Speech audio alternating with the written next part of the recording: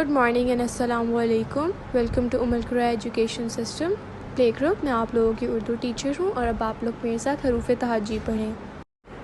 अली बे पे ते टे से, चीम चे हे दाल डाल सा, रे डे जे ये सीन, सीन शीन साजा, तोए जोए आइन खाइन, फे काफ काफ काफ, नाम मीम नून वाव, हे हमजा छोटी ये बड़ी ये।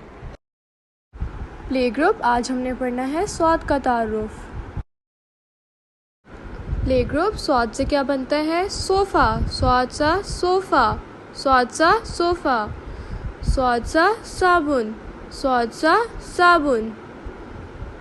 स्वाद सा सहरा, स्वाद सा सहरा। स्वाद सा संदूक, स्वाद सा संदूक।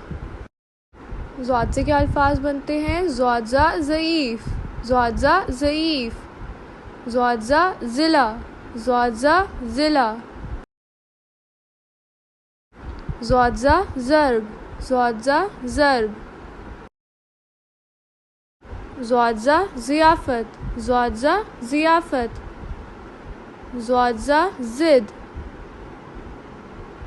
ज़ादा ज़रूरी। ओके प्ले ग्रुप, आज का टॉपिक है स्वाद। स्वाद सा, स्वाद सा, ज़्वाद ज़ा, ज़्वाद ज़ा। स्वाद को कैसे राइट करते हैं? ये डॉट से आपने एक बेली बनानी है और यहाँ पे आपने एक सीधी लाइन बना के उसको टर्न कर देना है।